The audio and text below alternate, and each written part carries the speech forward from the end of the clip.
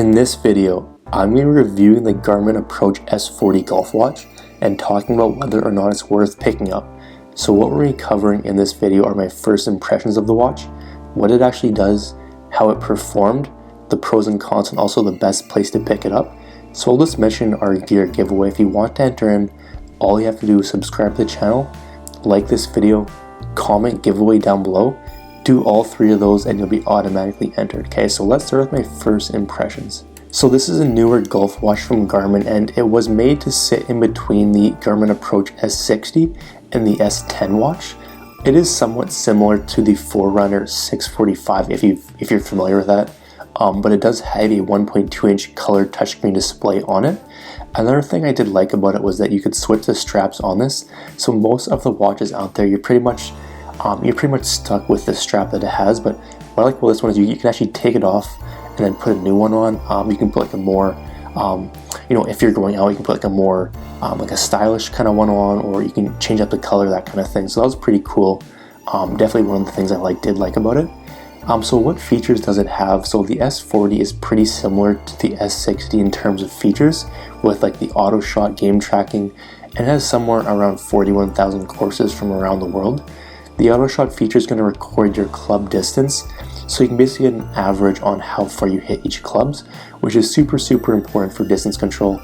I know before I fully understood how far I hit each of my clubs, I did really struggle with distance control, so this definitely was a big help. You're also going to be able to see the green shape and then move the pin around to get a precise distance. Some of them it's only going to give like the front, middle, and back, but this one you can actually move the pin around to get a precise spot, so that's definitely pretty cool.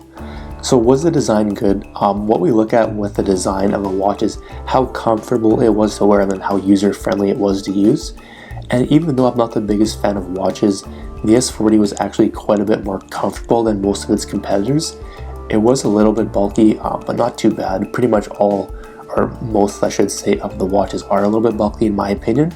But that's just kind of because I'm not really used to them. I don't like them as much. But if you wear watches often, it's probably not going to be a problem. But that being said, the interface of the watch was a little complicated at first. I've used quite a few of these golf watches, and it did take me a little bit of time to fully understand how to use all the features. But that is pretty standard with some of the more expensive golf watches. But how did it perform? So what we look at most when it comes to performance is how long the battery lasted, and then how accurate the watch was for greens and hazards and that kind of thing. So as far as the battery goes, it lasted just under 3 full rounds for us. 3 full rounds if you finish quick. Sometimes if we get on early, we can finish around in a little over 3 hours. So if that's the case, you might be able to squeak 3 in. But if you are like a 4-hour round sort of thing, it'll probably be just under 3, which is completely fine with me. But the accuracy to the green and hazards was really good. Just pretty much like most Garmin GPS units, and it was always within about 4 to 5 yards of the course marker. So it wasn't 100% perfect, but it was really close, and that's pretty much all you can really ask for.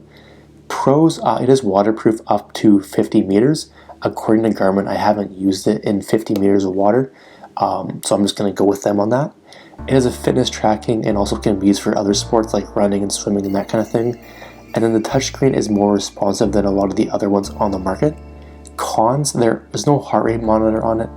It's a pretty expensive golf watch, and then it's a bit more complicated than others to learn how to use and all that kind of stuff. All the features, there's quite a few features, and it definitely is going to take some time. That's pretty much the case with any kind of more advanced golf watch. So let's do the breakdown. So performance score, I'll give it a 9, price score 8, ease of use 8, my per score an 8.5, which is pretty solid for a golf watch. Okay, so frequently asked questions, what's the difference between the S10 and the S40?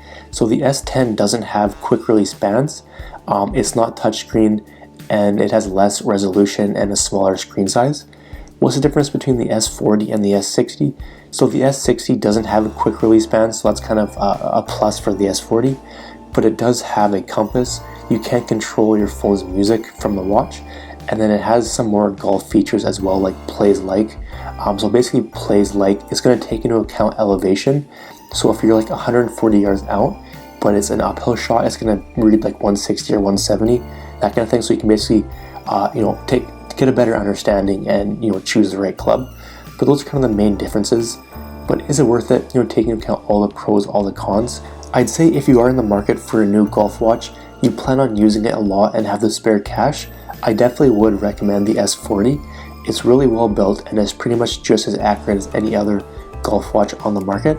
It has most of the golf features you want, but if you do want more like tempo tracking and plays-like feature, you can go with the S60, which is not that much more. It's a little bit more, maybe like $50 more at the time of this video. So either or is going to be a great option, and the S40 was great and the S60 is great. Pretty much just comes down to the features you want and how much you want to spend, but overall both those are great options. But if you would like to see more images or reviews of any of the mentioned products, or you want to get any of them for the lowest price available, click the link in the description down below. At the time of the video, that was the best place I could find it, so you can go ahead and check out the current price if you want. And if you have any questions, leave a comment down below. I'll get back to you as soon as I can. And that's going to be it for the video. Hope you enjoyed, and we'll see you in the next one.